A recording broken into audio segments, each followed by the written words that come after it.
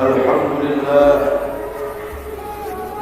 Alhamdulillahil qail, Subhanalladzi asra bi'abdihi laylan minal masjidil haram ilal masjidil aqsa alladzi barakna hawlahu linuriyahu min ayatina innahu huwas sami'ul basir.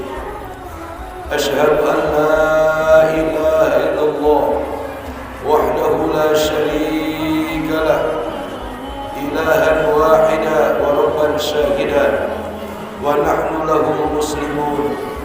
Wa asyhadu anna Muhammadan abduhu wa rasuluh allazi turja syafa'atuhu.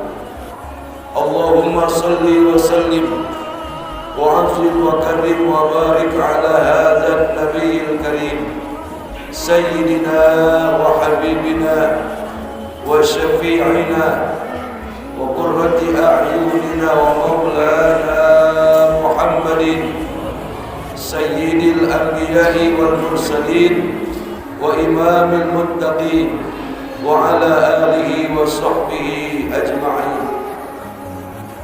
Amma ba'du fa ya ibadallah, usikum wa nafsi bitaqwallah.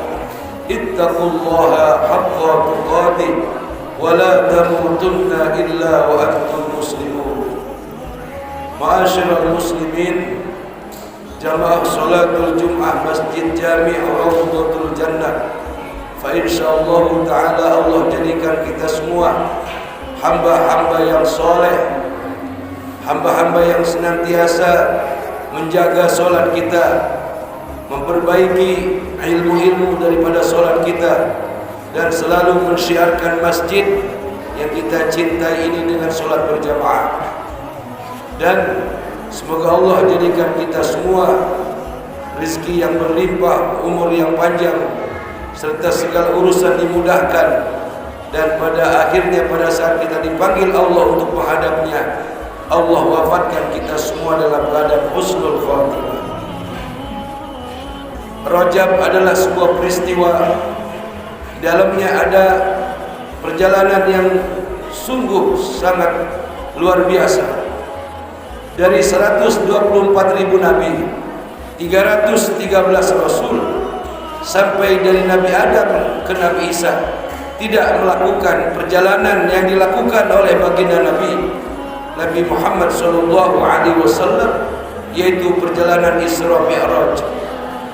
Dan ini di samping sebagai mukjizat Nabi, ini adalah merupakan satu amanat yang sangat luar biasa yang harus kita jaga sebagai umatnya, dan terus kita sampaikan, kita jaga. Ini perintah yang dibawa oleh Nabi kepada istri kita, anak cucu kita, sampai ketujuh turunan kita. Jangan sampai meninggalkan satu amanat yang telah dibawa oleh Nabi melalui sebuah peristiwa Isra Mi'raj Nabi Muhammad SAW, yaitu amanat solat. Saudara-saudara, dalam peristiwanya Nabi menerima daripada perintah solat di Sidratil Muntaha.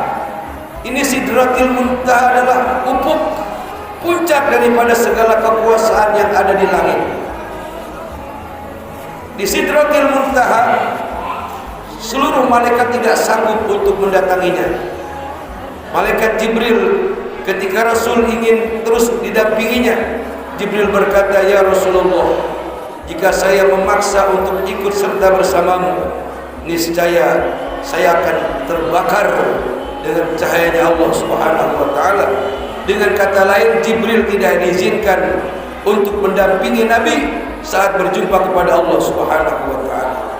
Singkatnya, saudara-saudara, Nabi menerima satu perintah, yaitu salat 5 waktu, yang merupakan menjadi barometer, ukuran utama orang bisa diterima hajinya, orang bisa diterima puasanya, orang bisa diterima bacaan Qur'annya, orang bisa diterima zikirnya, sodakohnya, infaknya, zakatnya, hajinya ataupun umrohnya, tergantung daripada penilaian Allah terhadap sholatnya, saudara-saudara. sholat tidak berbiaya seperti haji misalnya, ataupun umroh, zakat, infak dan sedekah. Tapi ini menjadi panglimanya daripada seluruh ibadah, sehingga dikatakan as-sholatu ra'sul ibadah. Sholat adanya penghulunya daripada segala ibadah. Pantas saja Rasul telah menyampaikan dalam sabdanya, awalu ma yuhasabu bihil abdu yaumal qiyamati as-sholat. Yang mula-mula amalan pertama kali dihisab kelak di yaumul hisab adalah sholat. Faiza soluhat soluhat sayru amali, faiza fasadat fasadat sayru amali. Maka apabila sholat kita diperiksa sholat itu baik, maka baiklah seluruh amal ibadah kita, baik yang fardu maupun yang sunnah. Maka apabila sholat kita itu rusak, jelek, maka seluruh amal ibadah kita pun ikut rusak, saudara-saudara. Jadi inilah yang harus kita benar-benar sungguh-sungguh menjaga sholat kita. Hakikatnya sholat kita bukannya sekedar melakukan rutinitas belaka, saudara-saudara, dengan berpenampilan pakaian ala Arabia, misalnya berbaju gamis atau berbaju serba putih atau memakai wangi-wangian. Itu hanya sebuah formalitas. Pada hakikatnya dengan berpakaian itu Allah menginginkan pakaian yang suci, bersih, yang dibeli dengan uang yang halal. Berikut pula minyak wangi yang kita pakai pun dibeli dengan uang yang halal,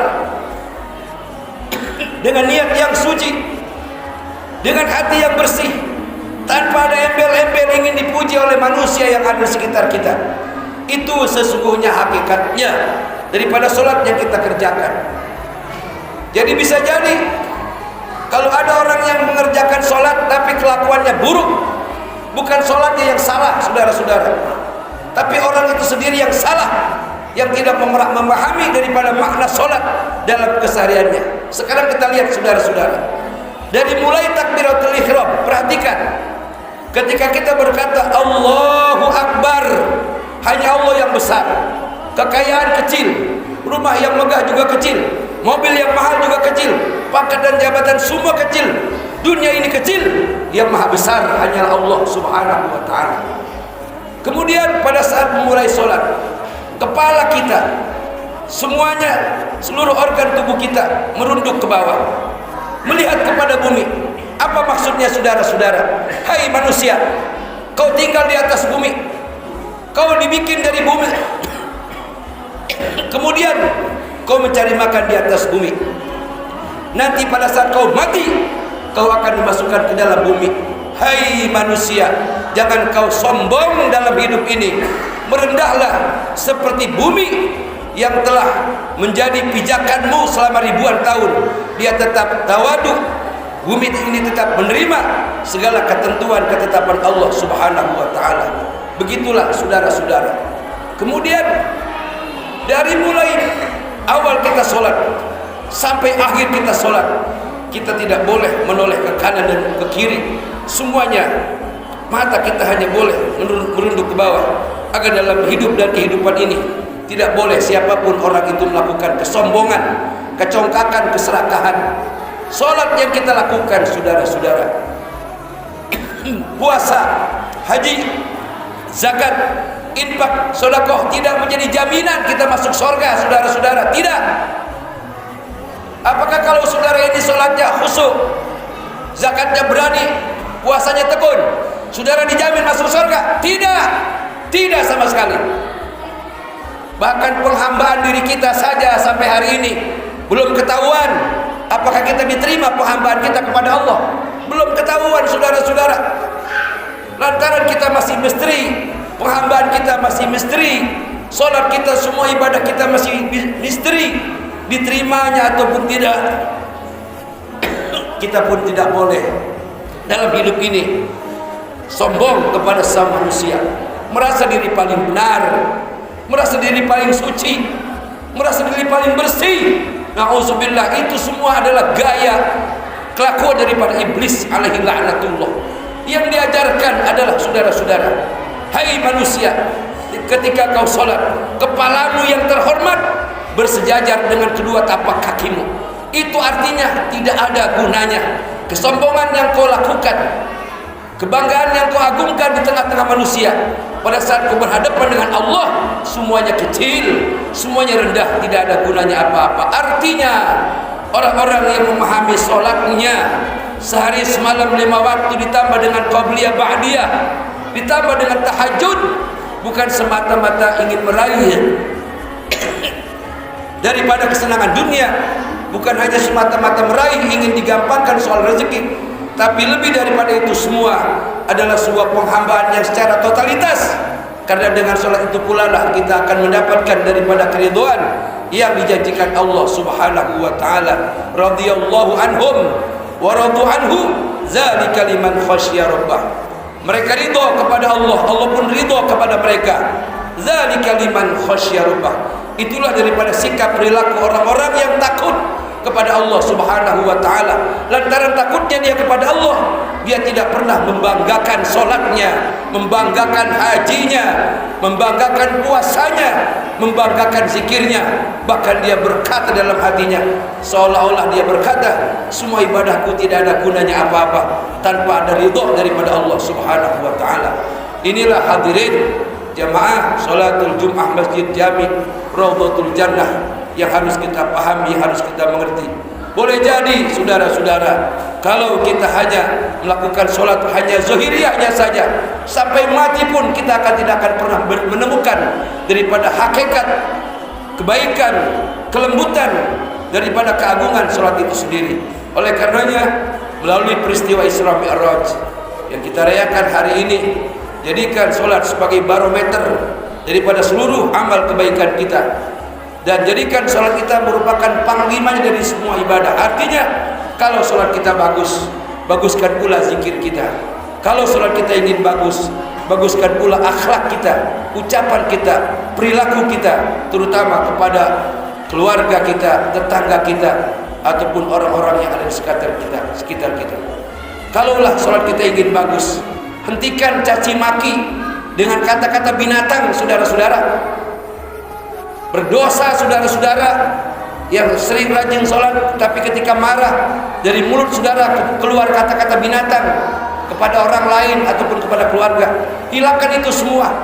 Jangan terbawa oleh provokasi zaman yang sudah rusak seperti ini. Kita orang muslim diatur dalam berbicara, diatur dalam bermedia sosial, diatur dalam segala urusan, senantiasa beracuan dengan akhlak yang mulia, yang diambil sumber itu daripada perintah, daripada ajaran solat yang diajarkan oleh Allah kepada malaikat Jibril. Malaikat Jibril mengajarkan kepada Rasulullah, Rasulullah mengajarkan kepada para sahabat, sahabat mengajarkan kepada ulama tabi'in, tabi'in sampai kepada guru-guru kita hari ini. Dan alhamdulillah sampai hari ini kita masih menegakkan solat 5 waktu. InsyaAllah solat Jumat yang kita lakukan dan solat-solat yang lain yang kita kerjakan, semuanya itu mendapatkan daripada ridhonya Allah Subhanahu wa ta'ala. Hadirin ma'asyiral muslimin wa jumratal mu'minin rahimakumullah. Semoga khutbah yang saya sampaikan ada manfaatnya buat saya dan buat kita semua. Dan mulai hari ini, detik ini, jagalah solat dengan segala keparduannya, dengan segala syarat dan rukunnya, dengan segala daripada hal-hal yang dapat mencederainya daripada keutamaan dalam salat itu sendiri. Karena salat merupakan barometer utama. Semua amal ibadah tertuju kepada salat. Kalau salat kita bagus, semua menjadi bagus, semuanya menjadi mulia. Barakallahu li wa lakum fil Qur'anil azim wa nafa'ani wa iyyakum bima fihi minal ayati wa zikril hakim wa taqabbala minni wa minkum tilawatahu innahu was-sami'ul alim. Aqulu qawli hadza astaghfirullahal azim li wa lakum walisairil muslimin wal muslimat wal mu'minin wal mu'minat wastaghfiruhu innahu huwal ghafurur rahim.